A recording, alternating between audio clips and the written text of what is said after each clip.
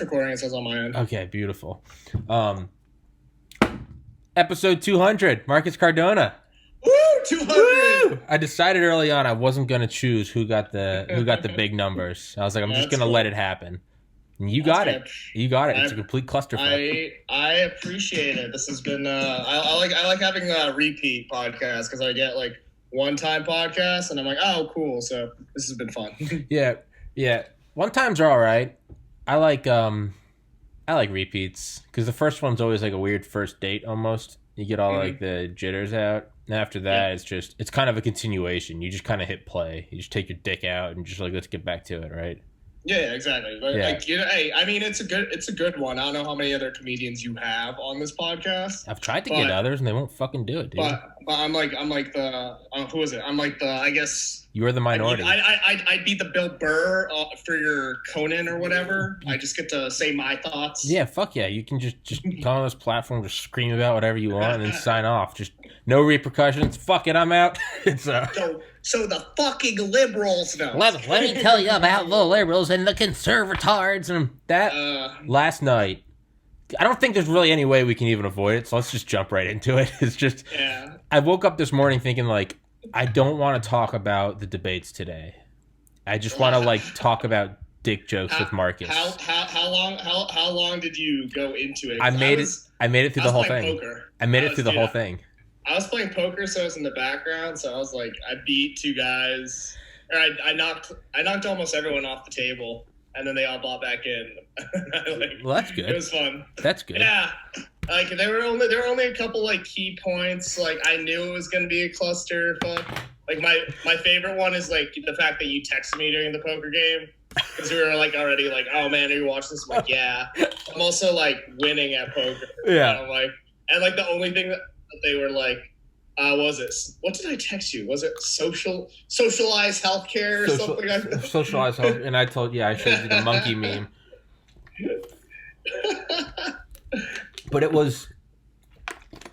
So I watched the full first debate between Trump and Clinton.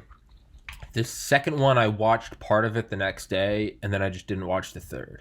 And this one, I mean, I was like, I'm gonna watch it just because it's like the first Corona. It's like more so. I was like, I think it's just gonna be like a historical debate for better or worse, right? The coronavirus, Trump going in.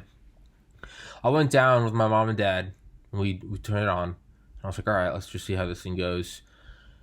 And when they walked out, I had a fleeting feeling of like maybe they're gonna come out and maybe this is where 2020 starts to change. I just had a fleeting little because I'm such an optimistic little bitch. I was like, well, this is where it happens. Oh yeah, that's hella optimistic.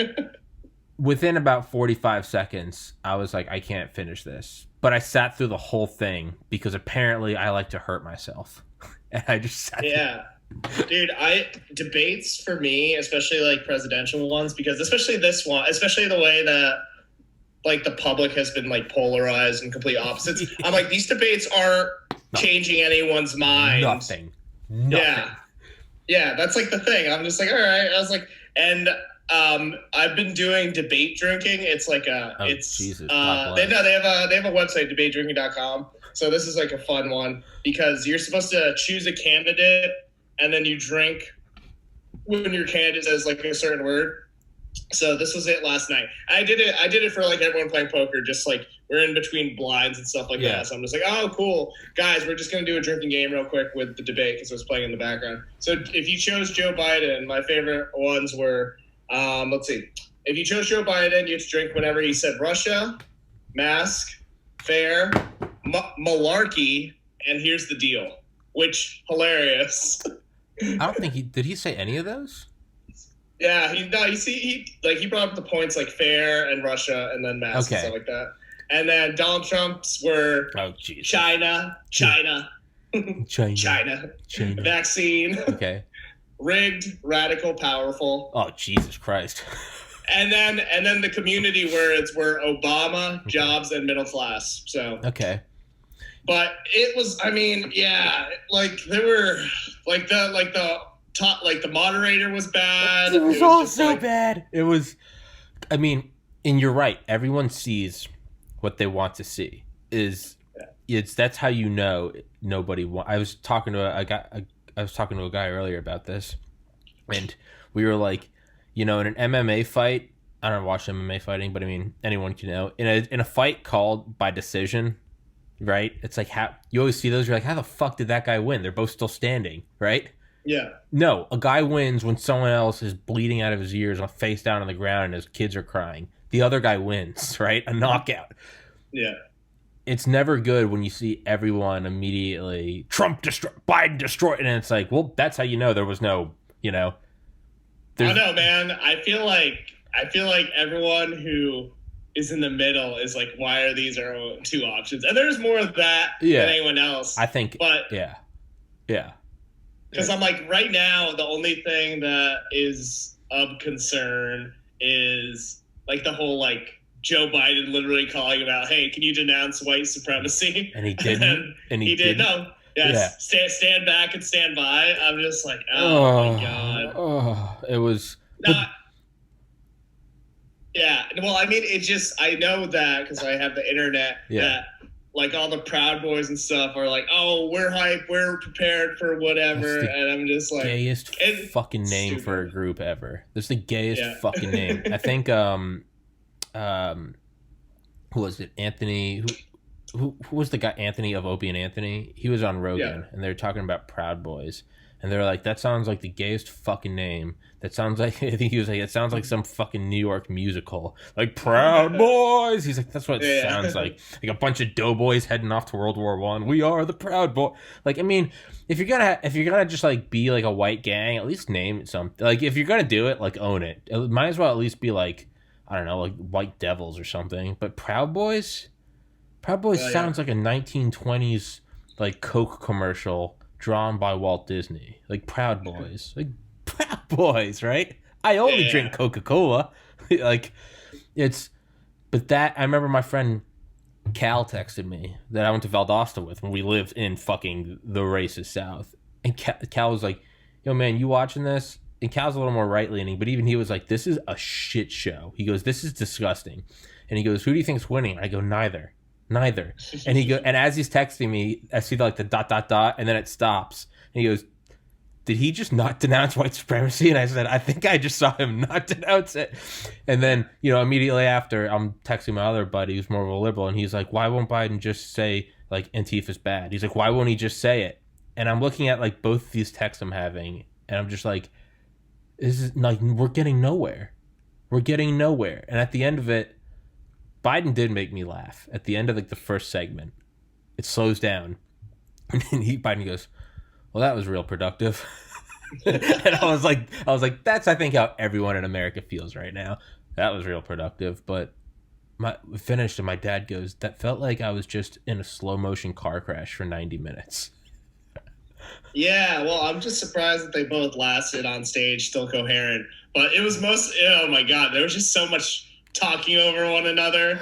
And I'm just like, what is this? This is maybe the silver lining, because I'm still such a bitch that I look for the silver lining. But maybe the silver lining is we all see how busted the idea of an hour-long debate is. Mr. President, well, Joe said Sleepy Joe. Oh, shut up, man. And it's just like, the winner gets the nukes. Like, this is where we are.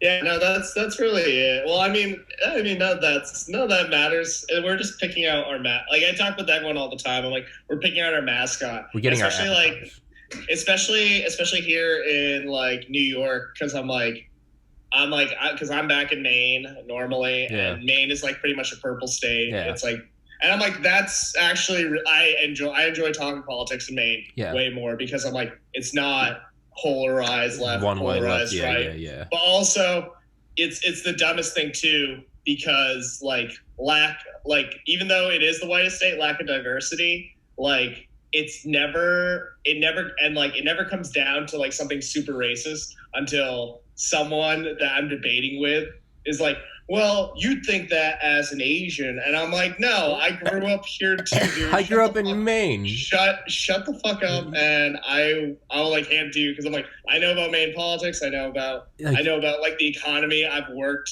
the major industries that Maine has to offer, fishing. Like I've worked in like forestry and shit like that. So I'm like, it's not like that. That's where it would come out. So, but at least it's not like overly liberal and like overly conservative, because both like the far ends of the spectrum are the worst. And that's really like me and someone were talking about it, because there's a guy who's like, oh yeah, I'm voting for Trump in New York, but I'm just like, I'm not going to go after him because New York votes don't count towards the electoral. Yeah.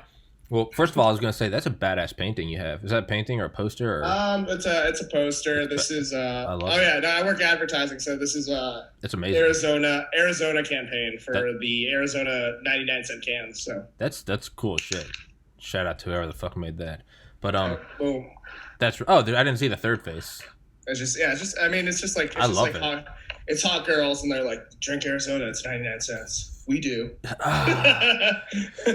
Proud boys, Coca-Cola. Proud of your boy, you know, and do heading over to the Western Front. But yeah, I'm with the second someone's like, well, you would think that, Marcus, as an Asian, it's like you are as much as a Maina as anyone I know. I mean, all my experience, my 7 months living there, but you are as much of a Maina, for better or worse, Maina.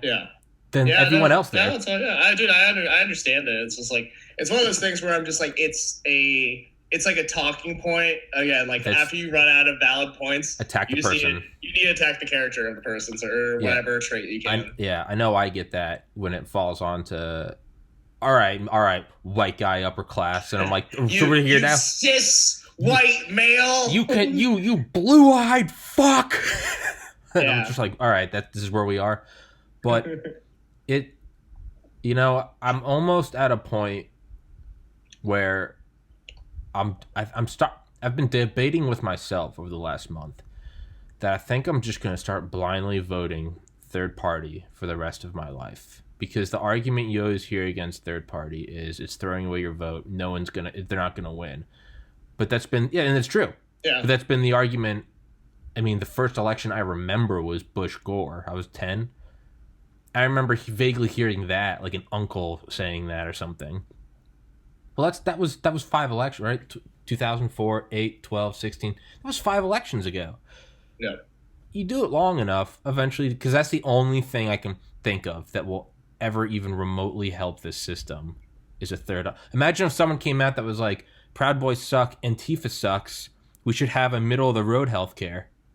Yep. Imagine if that guy came out and it just wasn't Biden and Trump yelling at each other. To me, it's so, I'm looking at it as I'm 30 now. God willing, I live to 70, 80. Maybe I can just help push the needle. I'm just blindly vote third party until I die. Dude, it's one of those things where, I mean, we've been, like, politics and identity stuff has just been polarizing in such far spectrum, so it's like it's equal blame and it's equal system. Exactly. Because I'm just like, well, the other thing is, it's because I'm like, this is how wild, like, I was talking with someone about this in about the government, where like the government is not afraid of the public anymore. Not at all. No, and it's like it's a subject that I've been kind of trying to make jokes about. I'm like, do you think change is possible without violence? And I'm like, because I'm like, we don't have any foreign enemies right now. We're our worst enemy exactly right now, and we've asked for change. We've asked for like not even like a strike. Like, we've been protesting, we've been striking, and I'm like, non-violently. Cool, we're doing it by the rules. And I'm like, there's the tipping point when it gets there. I'm like, it just is escalating more and more, especially with like RBG, like, you know, Supreme Court, whole thing. There's so many like different aspects where I'm like, it's getting to that point, and I'm like, there's also like the amount of blind patriots and blind like allegiance to America that it's wild. And I posted this earlier. I'm like, there's not enough Second Amendment believing liberals to make the Civil War even if we were gonna have one. Yeah, that's the thing, man. Is if there's a civil war, like on one side, it's like conservatives are like, we'll wipe out liberals. The other side, it's like, well, that to me, that's like you have to have both people. So that's a terrible. Aside from the fact that civil war is just a terrible idea, period. Mm-hmm. I was like, that won't be good because now the only people left will be right, and then it's just gonna eventually the people on the right are gonna become left as it moves farther right. So that's not good. Like that's no outcome good comes from that. It's like, but it does kind of feel like one of my favorite things ever is not the comedian George Carlin, but the historian Dan Carlin of hardcore history. He has a 6-episode series on World War One called Blueprints for Armageddon, and it is better than any audiobook I've ever listened to, hands down. Period. Yeah. I mean, and it's free. It's the best. It's 6 episodes, 4 hours each, and you start listening to it thinking like, what the World War One? No one gives a shit. It's World War One. Proud Boys, right? No. Dude, it is more edge of your seat than fucking Harry Potter or Lord of the Rings. It's insane. So plug for that. Blueprints for Armageddon.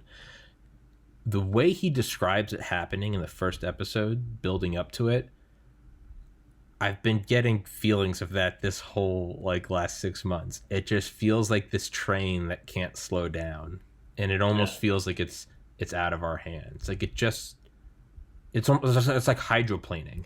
It feels like the thing is just going, doesn't it? Yeah. Oh no, yeah. Like I'm not.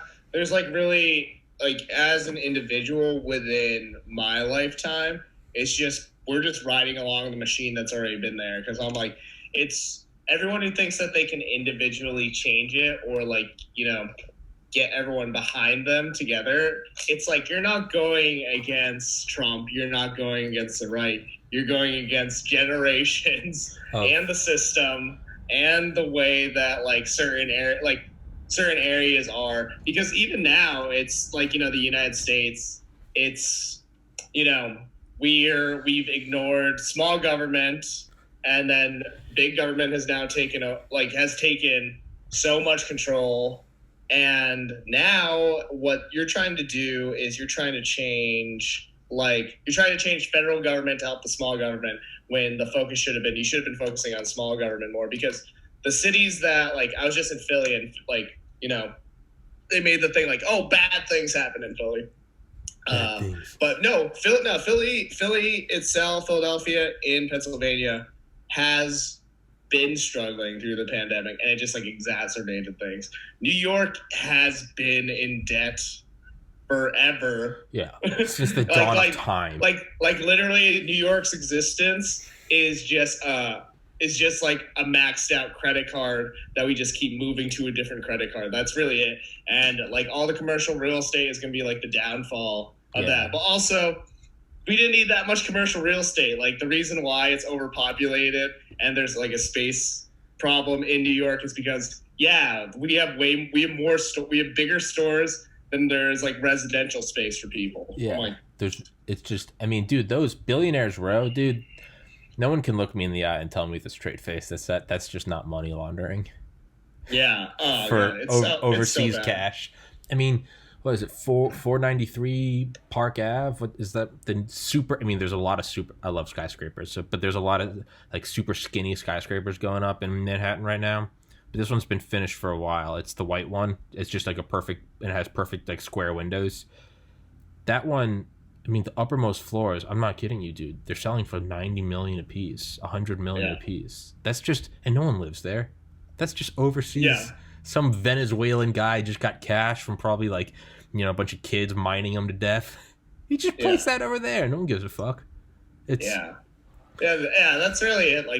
There's obviously the distribution. I don't even want to get into the distribution. That's how annoying the machine is. I'm it's such a well-oiled machine that all the problems bleed into one another. Yeah, you're right, and it's such a fantastically created and efficient machine. It's the machine. It's just that it almost makes you self-censor because you're so sick of it, right? It's imagine the Nazis occupying your neighborhood. And you're in Poland, and not only is it the worst thing ever, but everyone's talking about it so much. You're I don't even want to talk about it anymore. So you just ignore it. There's German tanks outside, but you're what's for dinner, right? It's like I said, I woke up this morning. I was I'm not going to talk about the debates today because I just don't fucking want to. But you can't It just, Yeah. it's just, you know, it's like Venom, Spider-Man. It just. Yeah, no, you gotta. It's gotta be present. I mean, this is also a great podcast episode. This is like the one where like, oh, how does Has a Tommy Kerrigan feel? How does Marcus Cardona feel? I'm like, there's an episode for that. Yeah. Boom. Yeah. It's like, God, like, yeah, that's pretty much how we have to deal with like the current like state of things. Because I'm like, it is upcoming. Like, I'm hoping that the South Park special on coronavirus is funny enough that I'm like, oh yeah, this is brilliant. Thank you, South Park. Thank you for making a big statement that reaches to both sides. And I'm just like, the only thing I could think of, I just made my picture a little bigger because someone told me I need to stop being a weird little thumbnail up in the right-hand corner. So not that you give a fuck, but the only thing I could think of last night is, I don't know if you remember, but it was like 2012 South Park, I think, and it was like the meme or they're like planking, they're like, what is it? They're like Faith Hilling, and they're they're doing like all the dumb challenges. Long Johnson, but I remember it starts with all of them at the Republican debate, and South Park. It's not even like a memorable thing, but part of that episode right at the beginning is just all the candidates talking. They're just talking over each other. Yeah. They'll all start talking. It's almost like when there's a delay in the podcast and you both keep talking and then stopping. And that's all I could think of last night. It's just three voices like, well, Mr. President. Well, and I was like, holy fuck. But it does. Is it just that? Because the question comes in with people I have on of my age group, like you, us old fucks now. Are you 30 yet? No, I get January. But if industry's listening, I could pass for 25 or younger. If you, all right, you can play a high school or an American Pie movie. Dude, I still play. I got these dimples, dog. You could play American. You could be an American Pie movie. You could be in a high school movie. I want, dude, which is annoying because I'm like, I've auditioned for college and I'm like, yo, I am almost 30. Why am I still being casted as a high schooler? Yeah. I just switched my camera. Now I see you over here. Okay, no worries, it's fine. Because like right now I'm looking at your image, but I know that you're not seeing me look at the camera, right? Yeah. Well, I just moved my little image. I was whatever towards the camera, right, so it's fine. Well, okay. Well, I just want to make sure it doesn't look like I'm talking to you, like. But yeah, you could definitely play a high schooler. Do you ever watch like high school movies now, like movies we used to watch? Oh in high school? With all like the hot 30-year-olds. And you're or like, are you talking about? Yeah, Wait, no. When we were in high school and we watched high schoolers, because those are like 40-year-olds playing. Yeah, well, it doesn't matter, none of it. Like when we were in high school, we were like, oh, these high schoolers. But now I look back and I'm like, those are like adult men and like porn stars playing high schoolers. But yeah, do you think that it's just because it's a weird time that things have been seemingly getting crazier and crazier since like 2012-ish, right? Yeah. Is it the Mayans? Is it just that we are getting older because we were 22 and now are we just getting older and seeing the world for the shit show that it is? Or is the world actually turning more into a shit show? Because we're at a weird like double, like we can't separate it, you know? Older people will say it's crazier now than ever, but we can't see that because we're just getting older. Well, no, I feel like older people, because even then, like, it's all about communication. So it's like, it's one of the things like about even like social connectivity. Like, you know, before, why did the internet turn worse? I'm like, before, you know, we were just talking to people within our immediate circles. But then as the internet connected us all, now we're having conversations with people in California. So then it became a different thing. And it opened up the conversation. Because I'm like, opening up the conversation, like, we were at that age where we were still like developing, but then we were also at the age where, remember when you guys were in elementary school and we had you dress up like the Native Americans and the Pilgrims and we're like, they were best friends. And then in high school, they're like, oh yeah, genocide. I was like, boom. Like that one, like that was like new. I remember that was like such a funny curriculum because like I heard about the genocide from my Native American friends who like, you know, eventually came to school with me in like middle school and like, cause the teachers were like trying to tell the story. And then this kid's like, no, that's a lie. Yeah. Middle school was, they were all best friends. right? Middle school. No. Elementary Yeah. school and stuff like that. Whenever they tell, like, when they used to tell, like, the Native American story and the pilgrimage and, like, the 13 colonies and shit like that, they're like, Squanto, like, talk about corn. And they're like, wasn't there, like, a big genocide thing? And they don't mention it. Yeah. But then when it comes to, like, the Jews and, like, all that stuff, they're like, oh, no, that was a genocide. It was terrible. And you know what else never comes up in like American history, at least from what I believe? What was that? It was probably something in like, it's New York City, so I'm like, either something construction wise happened or something wild. I thought that was a gunshot. I don't know, maybe. God bless. Yeah. But I'll see a little notification on my phone if it was. Okay. Well, that's where we are now, 2020. Yep. We never learned about, or maybe we did. I don't think we did. Did we learn about all of the Japanese Americans FDR put in internment camps? No, dude, they were literally so, like, it's one of the things when you talk about American history, because I'm like, yeah, it's the whole history books written by it. Yeah. And they're like trying to educate, because I'm like, that's really it. Like, after you, like, all like the history war buffs, they just like enjoy reading about the celebrations of victory of America. Yeah. But then once you get like into deep history, you're just like, oh, the stuff that we tell children are lies. And then it's like, boom. It was, oh yeah, you see the signs during World War II on businesses, and it was like Japanese, no application, right? Yeah. I mean, that never gets brought up. Or the 1933 business plot where they tried to take over and establish a fascist government by using Smedley Butler, who is like the most decorated Marine of all time. Never gets brought, like, an actual attempt to overthrow the U.S. government. It's called the business plot, capital B, capital P, in 1933. Never gets brought up. But part of me thinks it's like, because there's this weird, at least for us, there's like a 3 thing happening. For everyone else, it's a 2 thing happening. The 2 thing is the U.S. just getting crazier? The second thing that it's hard to separate from is, are we just becoming more connected, right? If everyone could make a tweet in 1860, we might think it was just as crazy then. But because like 1 in every 4 people could read, let alone write, let alone get into a newspaper, let alone receive a newspaper, right? Versus now, you can just get on and be like, Hillary Clinton's a Satanist cannibal, hashtag QAnon, right? Anyone can fucking say that. You don't even need to know how to write. You can just hit the microphone and talk, and it will write it for you.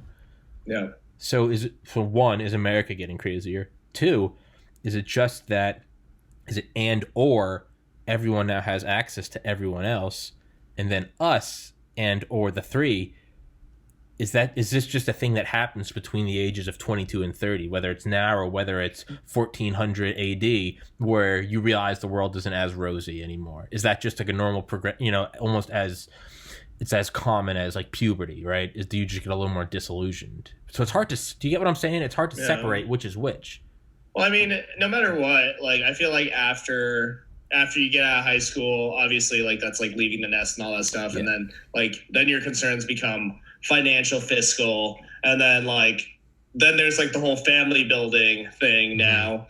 Because like I've already am at the point where I'm like, oh yeah, with climate change, I don't want to bring any children in the world, and like that's like a weird thing. But also at the same time, I'm like, oh, I don't have the family ideal anymore, because I'm like, there's still plenty of Americans who are like, oh, the American dream, like, I won't feel fulfilled as a human being unless I have a family. Yeah. And then the millennial generation, we don't give a shit about marriage. We don't give a shit about like all these other profitable institutions. Yeah. Like, even like my favorite thing is like with like, everyone trying to take advantage of welfare. I'm just like, I'm like, they're so poor. And guess what? That system was set up so that way there's an option for raising children and overpopulating. Because guess what? You're just creating more American consumers. Yeah. It's such a dumb machine that just, again, it just fills into the next thing. And then now you just have like this dumb blame for like, oh, you're taking advantage of this. And then, everyone who will celebrate like, oh, like my favorite thing was like after the New York Times released the taxes, which again, so polarized right now, that means nothing to the right. They're not like, oh man. Yeah. And then you have all these dumb fiscal people coming in with the defending, like, I do taxes. I save as much money. That's just a smart guy. I'm like, no. I'm like, I'm like, if he was poor, you'd be like, what a piece of shit. And like, he lied on his taxes. But if he's rich and he lied on his taxes, I'm just like, it's such a hypocrisy that it makes me so like, it's so dumb how we celebrate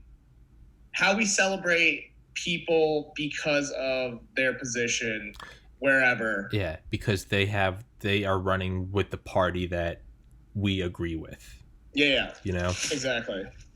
She's you see any of your friends, you ever had a friend that's like going after a girl, has like a crush on her, and she's like maybe not outright cheating on her current boyfriend, but she'll like flirt back with your friend, and your friend's like, oh, I think she likes me. And it's like, dude, if she'll cheat on that guy now with you, I know you think you're special, but the same thing can happen down the road, right? Yeah. But then it happens to you, not your friend, and you immediately throw your blinders on. You're like, oh no, she'll never do that, right? It's just blind cognitive dissonance. It's the same thing. Yeah, you're right. If it's a poor guy who only paid $750 in taxes, you'd be like, welfare queen. But if it's a billionaire, you go, that's just a smart guy. Unless it's a billionaire running for the Democrats, and then it's, well, Bloomberg, he's a fucking cunt, but Trump does it, and I'm like, oh, well, he's a smart businessman. It's, where does the truth lie? What the fuck is going on? Are we just, I know you'd like this quote. I saw it a while ago on R Psychedelics, and it was, every psychedelic trip is a lightning strike in the middle of the night, on like a moonless night. It lights up the same landscape, but each time it's from a different angle, so it gives you a different image, but it's lighting up the same landscape, and the landscape is ultimate reality, right? Objective truth. Yeah.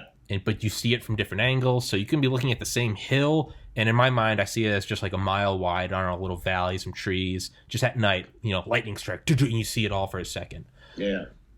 But if you look at that from different angles with different lightning strikes, the same exact piece of land can look completely different. It's like looking at an optical illusion. If you look at it one way, it looks like a vase or a vase, but then you close an eye and you see a woman. I've been thinking more and more about what is the objective reality, and not in a physical sense, not in like, well, objective reality is there's 4 major forces in the universe and gluons and quarks and blah blah blah. No, I mean, like, is there an objective reality of what's going on in humanity right now? Is there like an objective, this is the person that's working for us, this is the person that's working against us? But right now, we're all just looking at it from different lightning strikes. Some of us are looking at it through the CNN lightning strike. Some of us are looking at it through the Fox. Some of us are watching the debates playing poker. Some of us are watching it with our parents. And we're all these things are different lenses. Is there any hope that we're ever going to see the objective truth, or is it just a lightning strike shit show until we nuke ourselves? Yeah, that's pretty much. That was deep and existential. Just for you, baby, just for you, Marcus. I pull out the big guns. I'm like, I would say like it's gonna get bad till that we nuke ourselves. I think that there's gonna be a point that there's gonna be a reasoning where I think ultimately we're gonna have to. You're gonna have to kind of eventually redefine like what patriotism is and like Americanism, because like that's it. Like I think that that's like probably the most annoying thing is everyone has like something that they consider, oh, you're the reason why the country's being ruined, and I'm just like, okay, what's the different situation like that it determines that? Because obviously we have all our different separations, like again, it's all clashing identities, so that would, I guess, be the lightning strikes. But again, if you take out race, if you take out gender, if you take out class, then what does that look like? What is the truth? Hold on, because I'm 30 years old and live with my parents, my mom's calling me. So Marcus, take the reins. Welcome to Marcus Cast. Whoa, hey, what's up? I thought you were saying that to me. No, that's cool. I'll talk to people. God damn it, my mom. Okay, well, keep talking. Yeah, do your thing. Okay, guys. Tommy's talking to his mom, so now you get to hear the stylings of Marcus Cardona. Just talking about the world. Yeah. So while we're here and it seems like the world is bleak, if you're alive, just be grateful, be happy to be part of this wonderful part of history. But really, it's, just be grateful, I guess, in this time. Everything that's happening around us is outside your control. So just do what you can to control the environments around you. This is a fun little spiritual affirmation from me. Whoever's listening, I hope that, you're doing well. I hope that you're finding relationships that you find worthy, that they're growing. You've let go of the relationships that you don't deem worthy anymore. Finding some self-improvement, finding own happiness, because you need to ultimately, I've been focusing on how I can internally bring myself joy and I guess sift through what external influences are upon me, because as individuals, we're just small specks in the grand scheme of things. Obviously, we can influence one another, but we should just focus on being as present as possible, yourself in the world, and everything else. All right, and Tommy is back. Boom, we're here. That's okay, guy. If you're going to do the editing, there's some fun, positive affirmations to follow the podcast. Fuck that. I'm not editing that out. I love positive affirmations. I do positive affirmations every day, man. I do. I know it's new agey, but my mom went for a bike ride. My mom's healthy as fuck, and she went for a bike ride but got a flat tire. But my dad. Are you picking her up? No, my dad just got home, so he's gonna do that. So the podcast goes on. Cool. Hey, this again. This is how I always look at it. This is my origin story. This is my superhero origin story. Remember when TPC was so small, I got interrupted by his mom getting a flat tire? God willing, it gets bigger, because otherwise that won't sound good. But yeah, I do. Yeah, it's kind of. Were you being sarcastic or were you being serious about positive? I was serious. I was just what do I fill this time period with? I'm gonna do some positive affirmations. Dude, I did. I did it all throughout college. I'd meditate every morning, and then I would just even 3 years out, I'd picture in my mind what is it going to be like to get into med school, and not just you're going to get in. I'd be I'm going to get the piece of mail, and I was it's going to have the school whatever insignia on it. I know my mom's going to do that annoying mom scream when they're happy, the woo, or that's something, I know my dad's going to be, I know I'm going to be proud, and I would just kind of go through it all, right? I know I'm going to have to go interview, and I would try to feel it. I'd be well, if you got to go interview, right, you got to go get on a plane ride, and it's so I try to plane ride, just think, window seat, you got the air conditioner on, your shitty Diet Coke. I would just try to feel it in my head.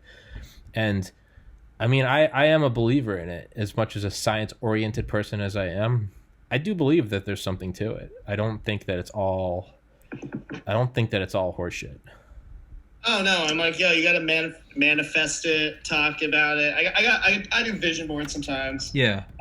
But it mostly, I guess, for positive affirmations that I've been recently doing is just being present. Mm-hmm. Trying to internal influences rather than external. Mm-hmm. That's pretty much been the whole pandemic. I'm just you can't go outside. You have to just stay socially distanced. I'm not networking. I'm not meeting new people. So I'm okay, cool. So I'm there's no real external influences there. So I'm okay, cool.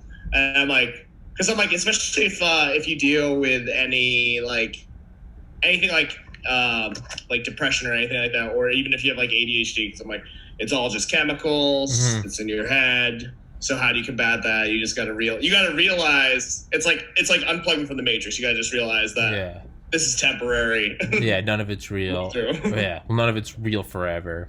That's what I do, man. Whenever I have anxiety, at work or something, sometimes I'll just get anxiety going in. It just, even though I'm just stocking liquor shelves, but it'll still just be.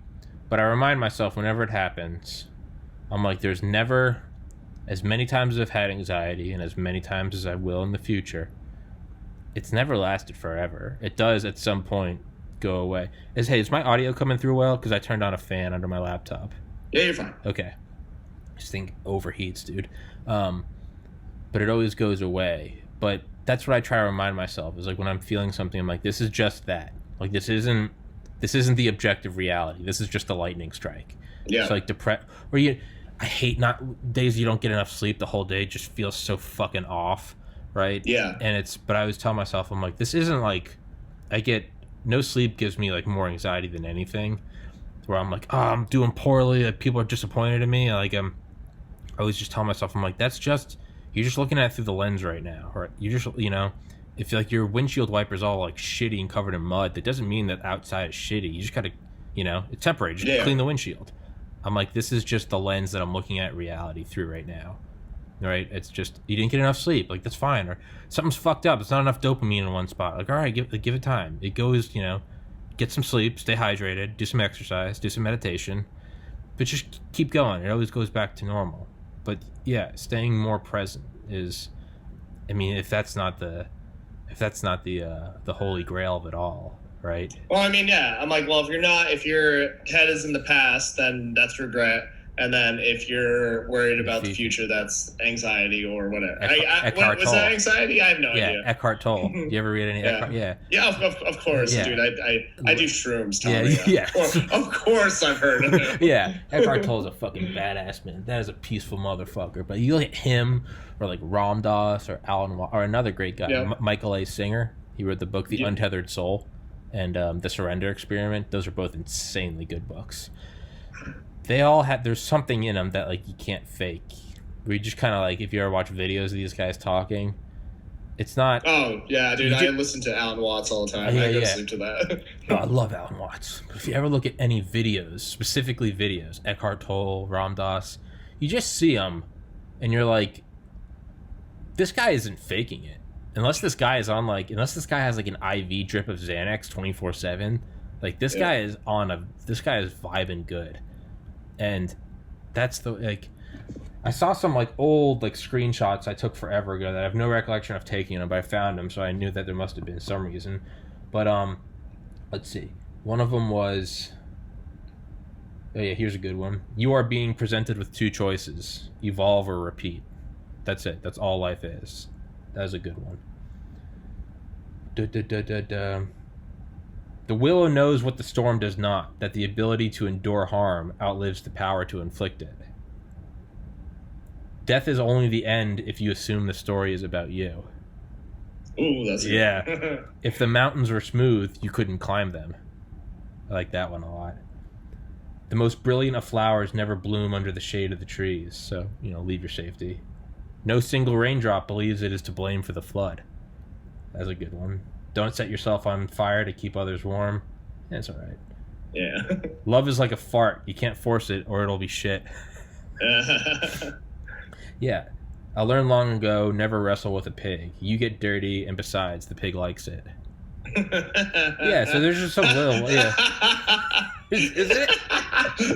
That one just seems like, all pigs have, like, wrestling fetishes. That's all. You're not beating it. It's just... Yeah.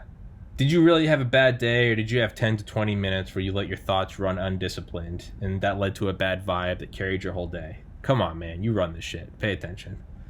Yeah. This has nothing to do with anything. That middle schoolers are terrifying because they haven't even discovered empathy yet. So it's just a bunch of psychopaths struggling to learn long division. I don't know why I have that one saved. Hey, that's all valid. Like, I think that's something that, like, every now and then I'm like, I hate the people who've like, I'm like, what's your big heartbreak or something like that. I'm like, oh, what happened? And I'm like, oh, they had. Like, that's also why I never understand like the appeal of dating younger, even as I get older, because I'm just like emotional maturity and like all that shit. I'm like, it's so important for a vibe. Oh, dude. Up until I was like 28, I consistently still thought that like 18 to 21-year-old girls were the hottest. Now that I'm fucking like outside the last 2 years, I don't give a fuck if they're more than like a year younger than me, and and they're not as fucking crazy as I am, and thus have like the somewhat relative emotional maturity at least where I am, and I don't even have a lot. Yeah. If any, but I know it's more than when I was younger. I don't get. I work at a liquor store. I'm carding all day. The like the sexiest, hottest like sorority girls come in, but to me, there's like no. It's like objectively, I know they're physically attractive, but I don't give a fuck. I just don't give a. I'm like, I don't want to talk to you. There's nothing. There's just nothing. And like when older girl, I'm 30, so like a 35-year-old girl comes in, dude, I am like locked on her because I'm like, this bitch she's got as much as crazy shit as I am, right? She's thought about killing herself at least 100 times. I know everyone else has, at least my age, right? That's my favorite. I'm like, what's emotional maturity to you? Have you thought about killing yourself? How many? 3? Okay, you're mature as fuck. How many? 3 since when? Sunday? What's up? I'm Tommy. Here's my number. I know you know the suicide hotline just as well as I do, right? Yeah, that's you're right. Emotional, it is. And I imagine when I'm at 35, we'll look back at this conversation and be like, look at those 2 little fucking twats, right? Yeah, they thought they had it. Maturity was discussing it on a podcast. Yeah, right. Real mature. Yeah, they thought using that as I bet they're gonna plug that as the podcast. Like, hey, here's a deep podcast. No, you don't talk about it in public. You talk about it one-on-one over a glass of wine. And then when you're 50, it's like, look at these fucking losers using that as a bargaining chip to meet someone. It just accelerates forever. Yeah. Maybe everyone over 80 is just like a fucking Buddha, but it's like an unspoken secret. You never know until the day you turn 80, and then you see other 80-year-olds and they like wink, and you guys are all in your weird like astral projection realm of nirvana and bliss, but they're just staying in their old bodies, and it's like it's a joke on all of us. Yep. Or not, or you just shit your pants. I don't know. Oh, by the way, it is National Podcast Day, which just so you can plug it. Is it well, there you go. Well, that's it. I mean, how fucking long has that even been a thing? Oh, dude, I'm like, it doesn't matter. I saw that it was like National Sunday, and I'm just like, why?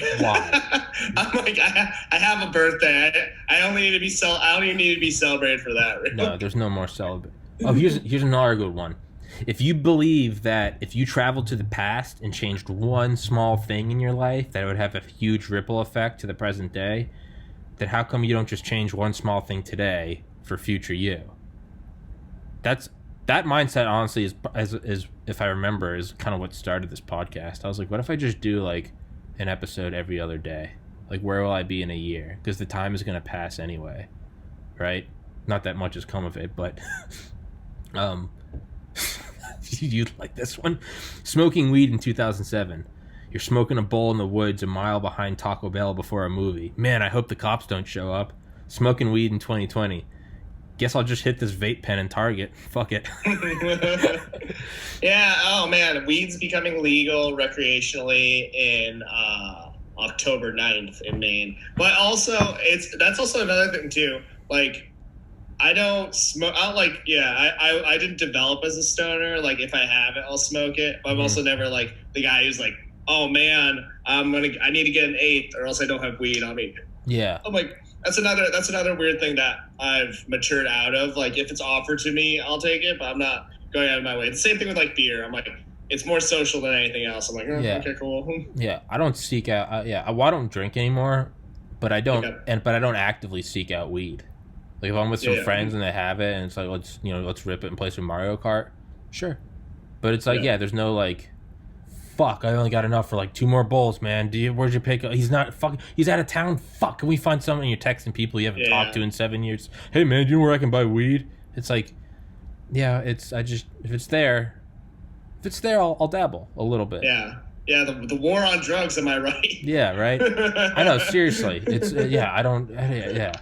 Well, I found another thing I don't just get like obliterated high anymore either. Like, I used to feel a need that if we had it, we had to take bong hits to the head until we couldn't see straight. But now I'm like, haven't smoked in 2 months.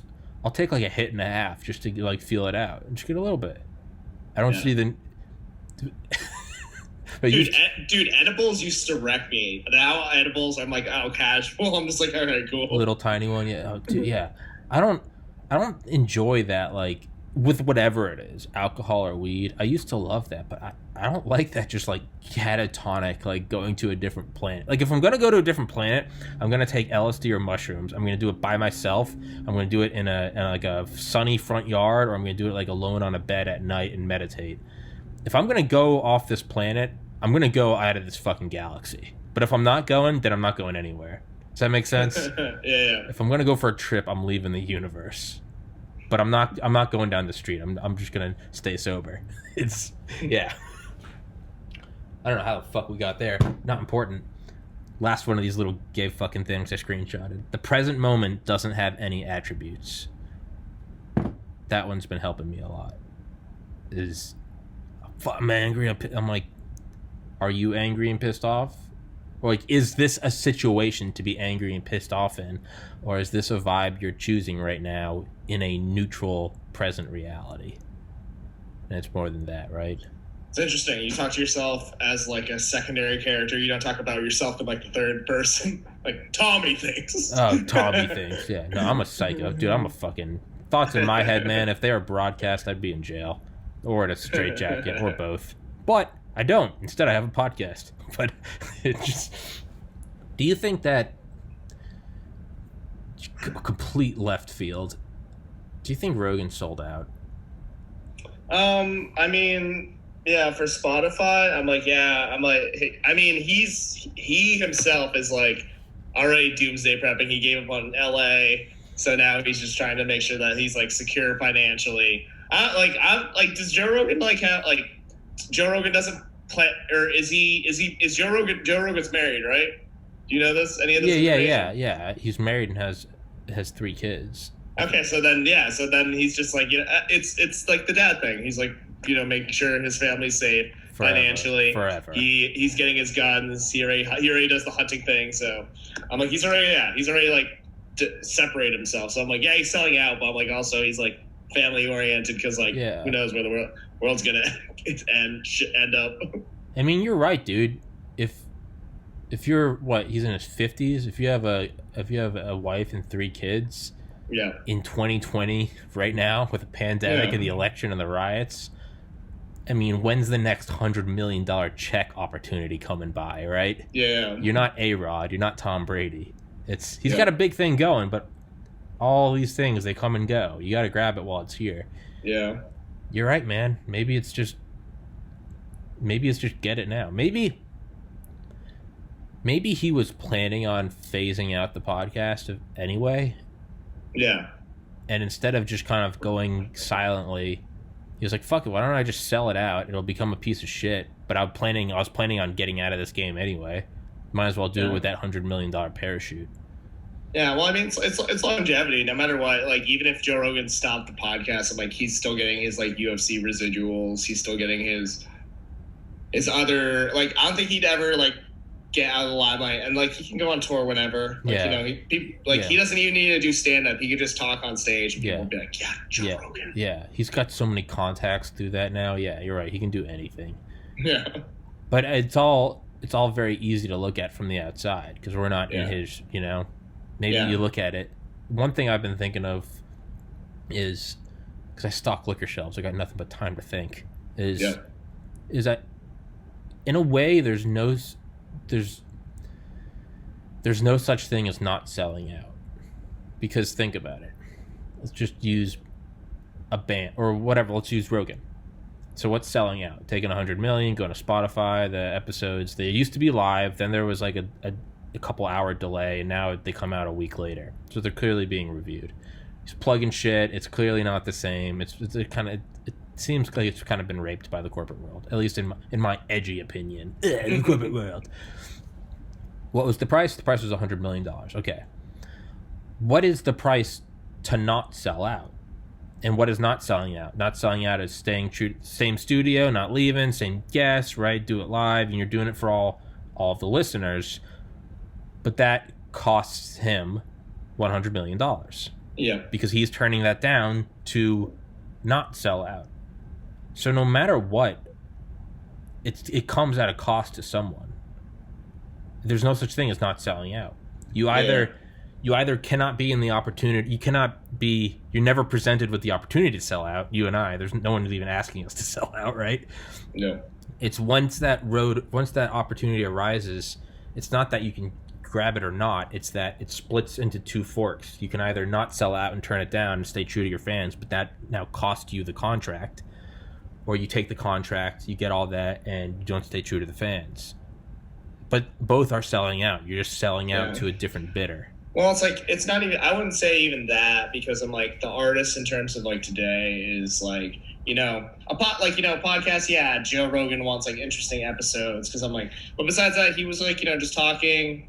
He just became a good moderator. He just had some conversations, literally some episodes. Like, I learn a lot about the guests, but I'm just like, it's not really like anything. It was entertaining. Yeah. But I'm like, it's not like mind, like, you know, like expanding. And then it just became like a big exposure platform. Yeah. Because I'm like, in terms of like selling out for the money, I'm like, that's cool. But I'm like, even as an artist, like, you can sell out to your fans. I'm like, that's why Dave Chappelle hit so much backlash when he came back into comedy, because he wasn't doing the Chappelle show. He was doing, I'm Dave Chappelle, I'm old as shit. Yeah. And I'm back in comedy. And I'm like, I've lived a life since the Chappelle show. I'm not the Chappelle show now. Yeah.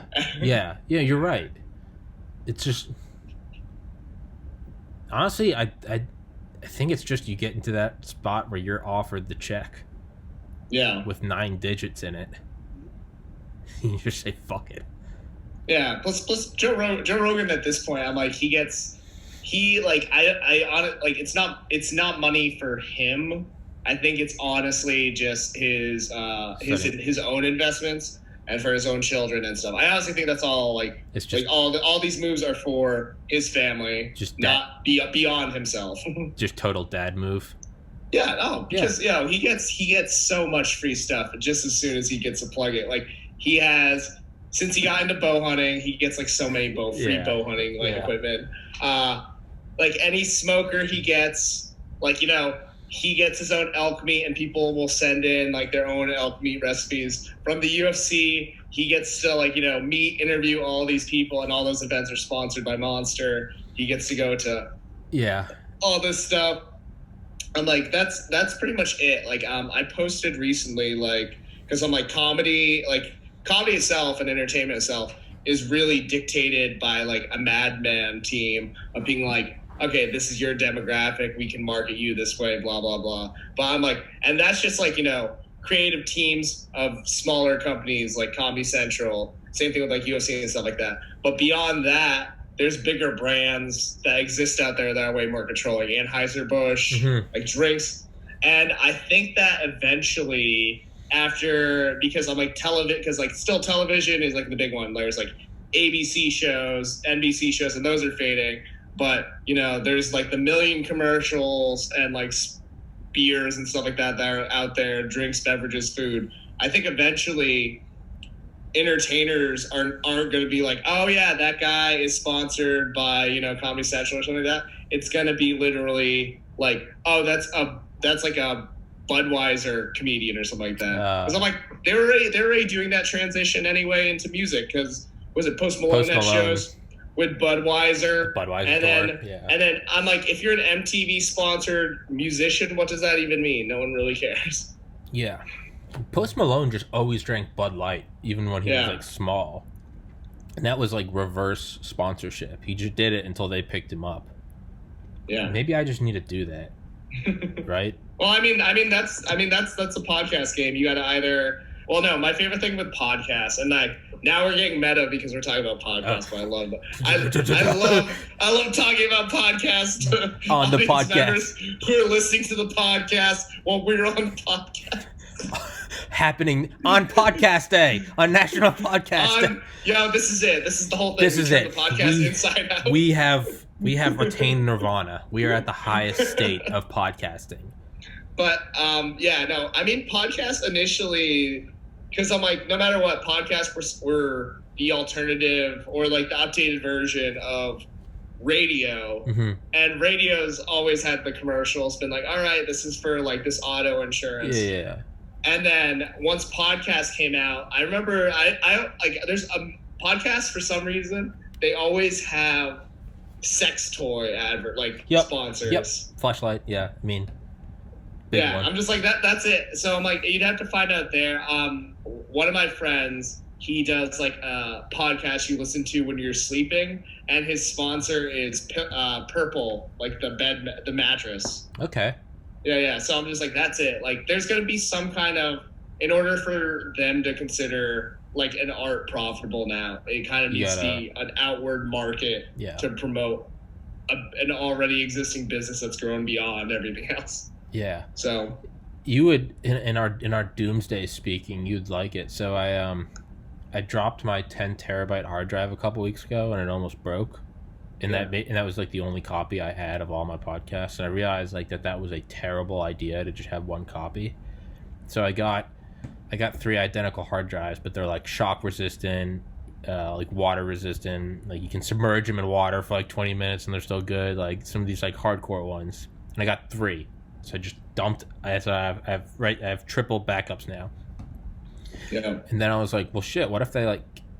So then I got like a dry bag, right? Yeah. And I just kind of left them in a dry bag just to put them all in one, because I had to have them in one spot anyway. I'm OCD, so I was like, why don't I just get a dry bag? You know, if I ever spill, whatever. And then I was like, well, shit. I've already gone this far. Like, why not fire protection? So I bought a little Sentry safe from Home Depot, a little tiny one, but it's rated for 1 hour at 1700 degrees. And I was like, okay. But then I was like, well, I've already come this far. So what's the final one? What's the silver bullet to all electronics and all data? It's an electromagnetic pulse from a nuclear weapon and or a sun flare.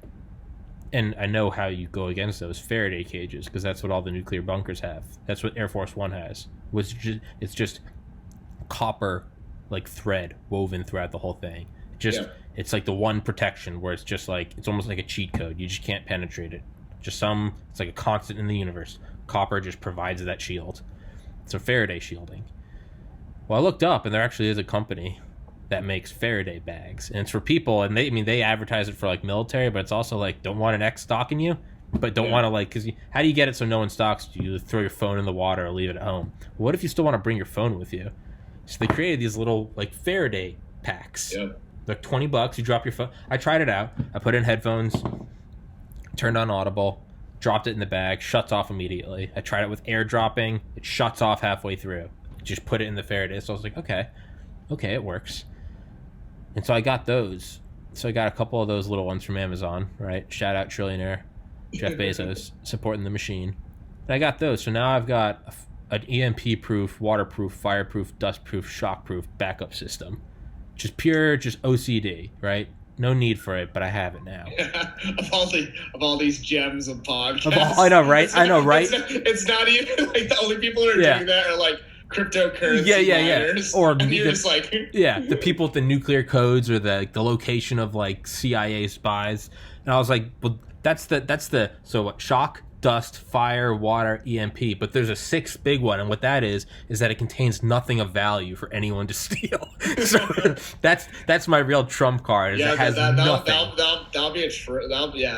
be dumb. If someone holds you up at gunpoint, and then they are like, oh, here's the 200th episode. Here's the 200th episode. It's all just him and his idiot friends. Why the fuck did we? It's also because you're a millennial. It's in like 3 different folders. They're all named something different, and then it says porn, and then you open it, and it's just and it's zipped. And it's just a podcast, and it's no value, no nothing. But because I'm a psycho, I did it, because to me it was like, what's the point of doing these podcasts if they could all be for naught, right?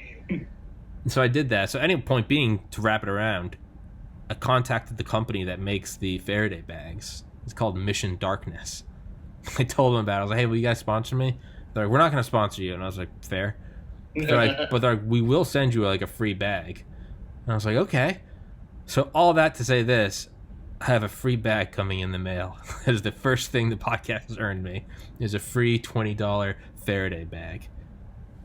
Great story, I know. But hey, the Yeah. podcast is making moves.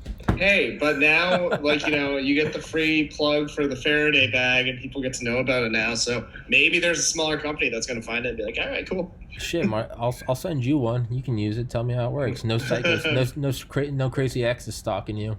But I mean, I guess if the only like constant is that we're going towards like a totalitarian dictatorship, that can't hurt to be able to block tracking or signals, right? Yeah. Yeah, I mean, I feel like every now and then, like, everyone who's paranoid, I'm like, oh, there's no real information to get from me. There's nothing. Like, There's no value. Yeah, that's our biggest protecting thing. Is that there's nothing to. What are you getting from me, man? What are you? Yeah. You know. My ego's not inflated enough that I'm just like, oh, you know what? If I get taken out of the world, you guys are losing. You guys are really missing out. You're taking a cog out of the. No, the machine's gonna grind on like a fucking barge going at a mile an hour. Whether or not I'm here, the machine's gonna just crank on. Yep. Just grinding out people, just sucks in millennials, extracts labor, and then just spits them out.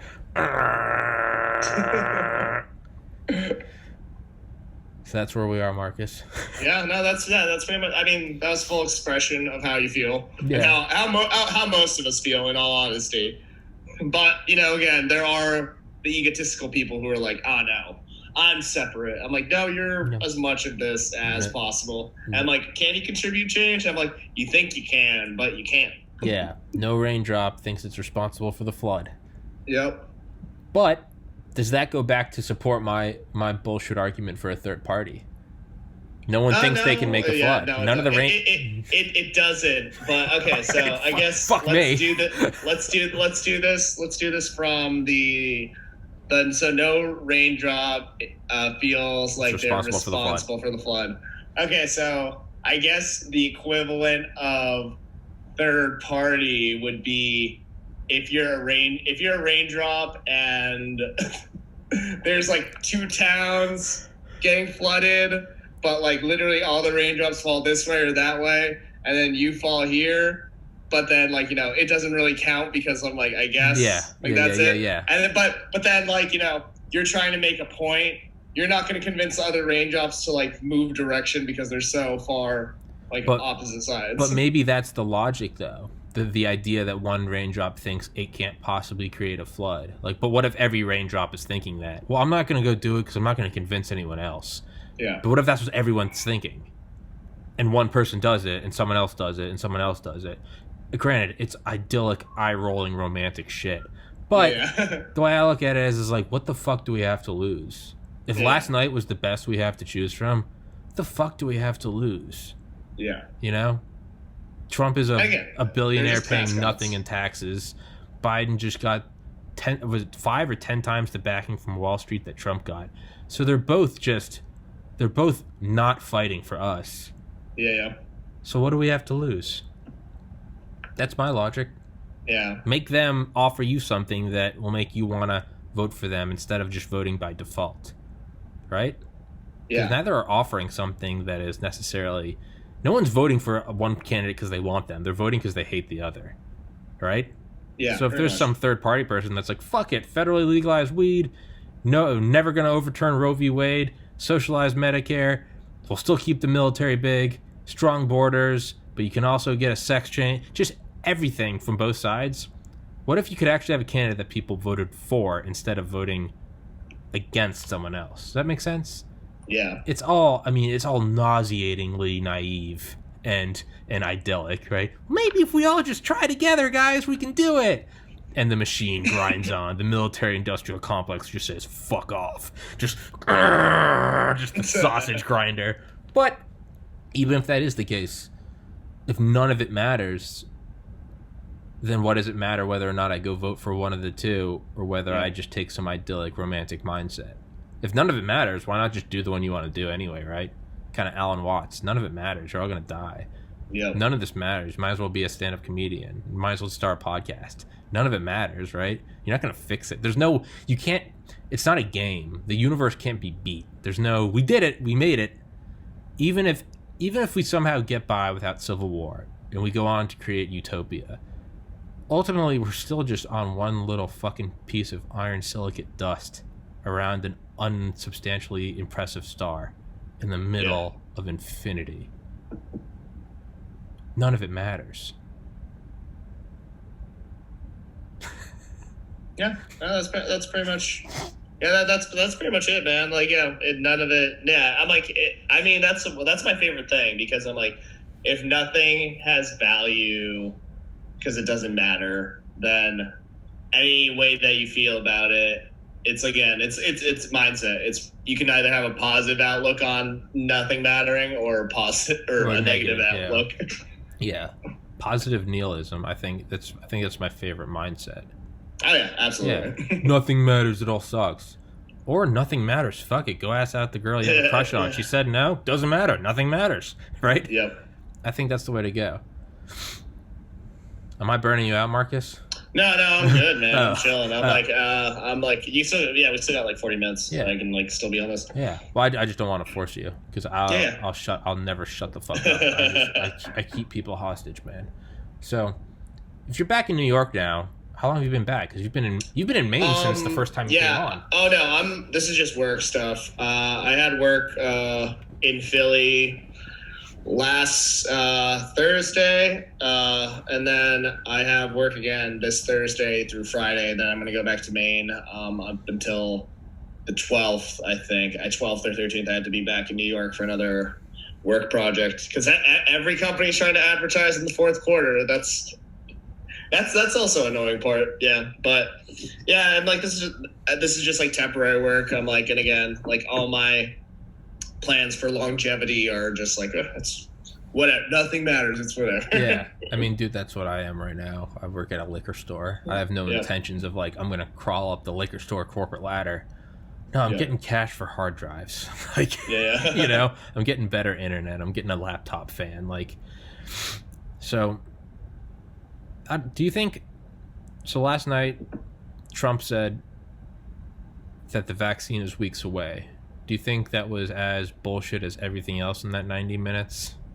Oh yeah, no, absolutely. But also, it's one of those things, because it's a new vaccine. There's so many people who, like, they think, you know, when 2020 is over, that everything's going to be good. When Trump is out of office, it's going to be good. When we have the vaccine, it's going to be fine. And I'm like, there's so much ignorance of the concept of time, the concept of vaccines. Because I'm like, anti-vaxxers are inherently wrong, but, you know, the reasoning behind anti-vaxxing is because of, like, you know, the unknowns. And I'm like, no one wanted to take the first polio vaccine. Yeah. It was a necessity. Yeah. AIDS, the first vaccines? No. I'm like, Magic Johnson, even though they stopped it, it took them a while to get there. Yeah. You good? Yeah. I'm just like hearing like background stuff. I thought I heard like a dog barking or something. Yeah. Yeah.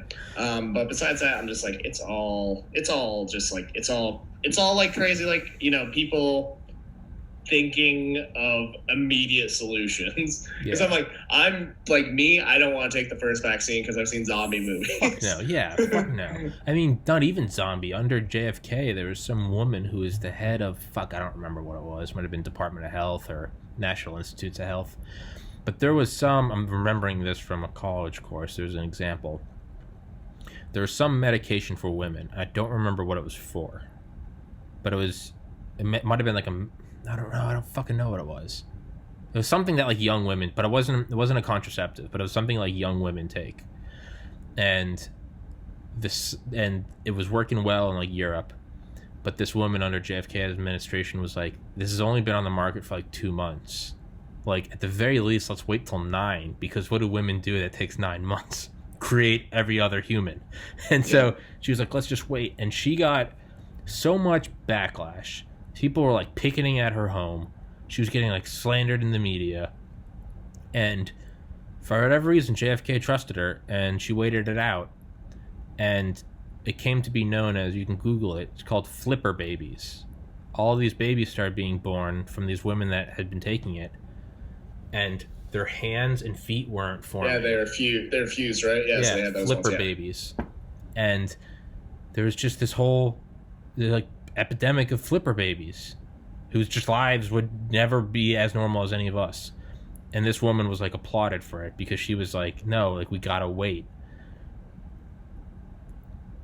What is gonna happen with COVID, right? It's just take it. Just take it. It's fucking COVID. Let's get 2020 behind us. Let's just get it out of here. Come on. Yeah. What is it gonna be? What is it? Exactly. What is it gonna fucking be? It's. I mean, it's kind of also like if you get cancer and then you have chemo, but like you're like 90. It's like What fucking matters? What is the quality of my life going to be better after this, or is this like just me at the conclusion? I've always thought about that. If I was like 90 with cancer, would you rather just take 6 months of like relatively normal life, or potentially 3 years of like chemoed life?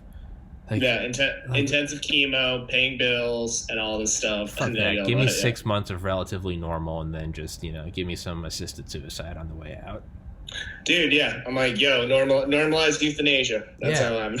Dude, I think it's a humane thing. Why not? I mean, I'm someone that lost a sibling to suicide. Like, why shouldn't someone who wants to leave this world? You'd have to have a ton of like checks and balances, but like, why can't you leave, and why can't we make it a happy, blissful experience? Maybe some psilocybin for a terminal, come to peace with it, or that'd be like one last shot. Do you want to stay? Maybe some people have like a breakthrough experience. Maybe some people don't. They just become that much more at peace with their decision, and then you just put them on like a morphine cloud and let them go. Like, we could make it a beautiful thing. Yeah. But instead, it's illegal, so people gotta like work around the system, right? Yeah, or go to Canada. Canada is legalized euthanasia. Really? It has to be terminal illness. Like, and I'm like, that's really what it should be. Yeah. I mean, it's a step in the. Didn't some fucking state or city somewhere in like the last week decriminalize psilocybin, like a new one, like another one?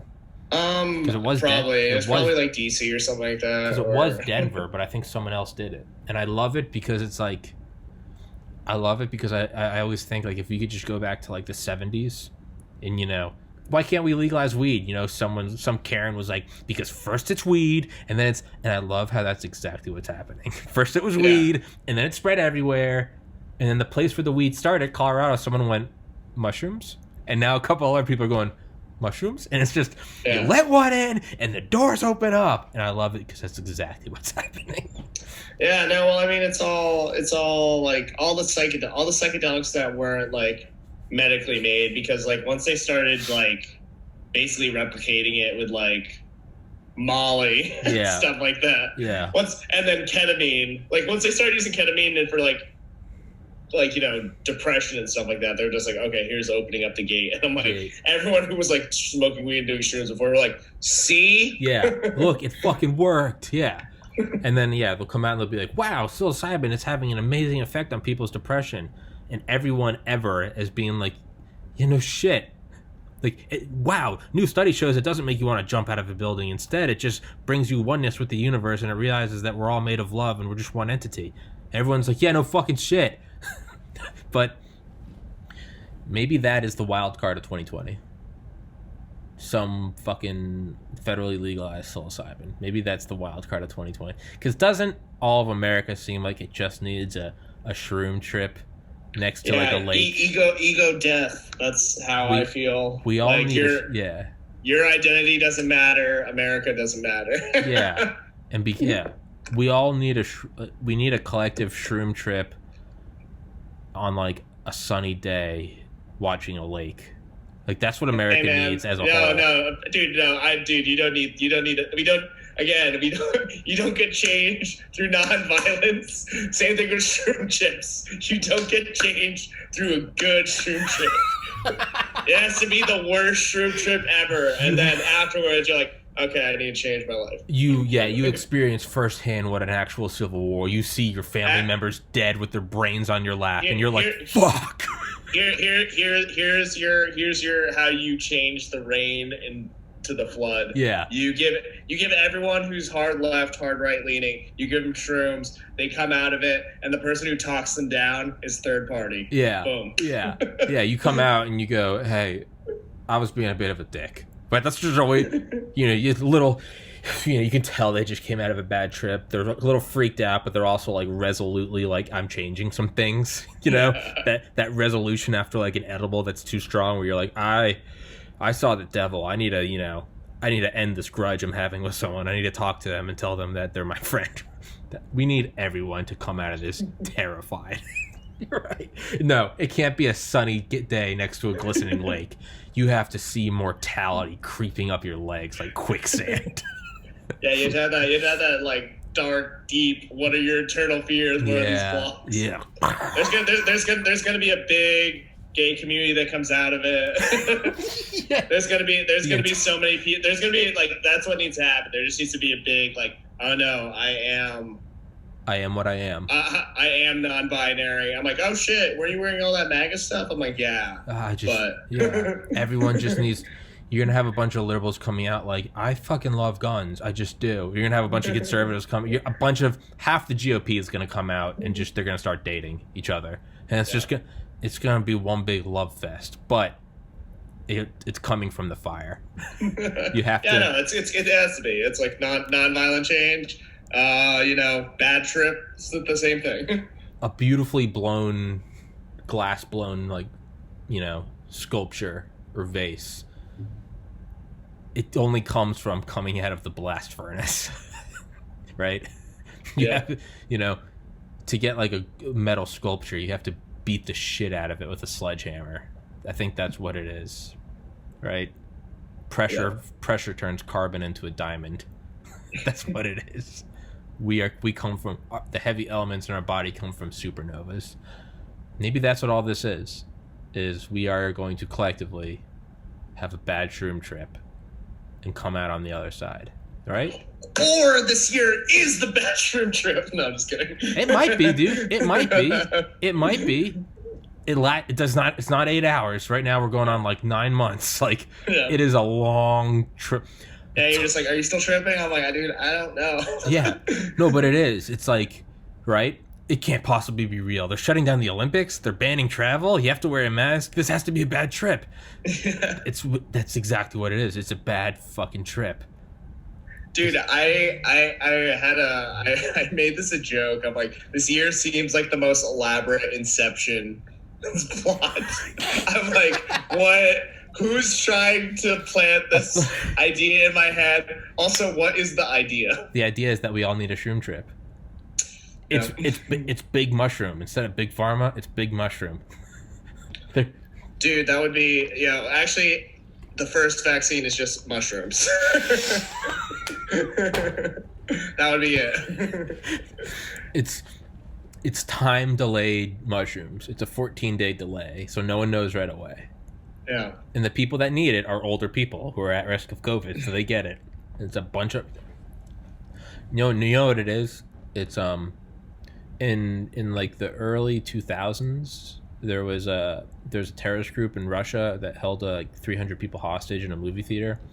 And the Russian authorities, like the FSB and the Spetsnaz, and they went in and they realized the only way to get all them out was they put car fentanyl, which is about 1,000 times more powerful than fentanyl, in the air circulation system, and just knocked everyone the fuck out. I think like 30 or 40 of the hostages died from overdoses, but they knocked out everyone and they got 260 out alive. And then the terrorists who didn't die from overdose, they were brought in charge and all that stuff. Wave to the NSA, but maybe we need the Capitol building to just be gaseous airborne psilocybin. Lock the doors. That'd be something. Lock the doors. Hit the Pentagon too. Lock the doors. Let it just seep through there. And whatever comes is the new world order. For better or worse, is what we're going with. God. I think they'd probably think it's like a Russian attack and launch the nukes. Yeah, exactly. It'd be that. I don't know, Marcus. Is your shirt just a kid from Brooklyn, Captain America? Not just a kid from America. This is actually a good shirt. The group or the ones who sold this one, it was for the military of Maine. So like kids who went to war and then came back. So this was like That's fun. badass. I saw this shirt, or my sister saw the shirt. And was like, oh, you need this when you perform in New York. I'm like, oh, maybe. And I got it. And then I was like, oh, actually, that's a great organization. Hell yeah. Yeah. Well, shout out to them. That's badass, dude. Do you think that COVID is just going to disappear after Election Day? No, God, no, it's not gonna. I think Election Day is gonna Election Day, election night, and like that, like whole week preceding. It's gonna be like I just want to be near some kind of firearm in a house with all the food, so I don't need to go out. Like I'm just like, yeah, I'm bunkering in for that one if I can. It might be, yeah. Might need to start getting like food and water and just hightail it out of here. Go up to the woods in northern New Hampshire. That might be the move. I mean, last night when, the moderator is like, the election, I might take days to figure out. And Biden's like, it might be weeks. Trump goes, could be months. I was like, holy fuck. That's gonna be the money shot of 2020. An election that takes like 4 months to count. Yeah. Because doesn't Pelosi become president after 90 days? Yeah. That's the ending nobody saw. Yeah. President Nancy Pelosi. Hey man, I mean, there's so many people who've rooted for Nancy Pelosi. Dude, at this point, I'm just like, fuck it, let's throw the dice. Let's see what happens. I don't know, man. Marcus, let's wrap this bitch up.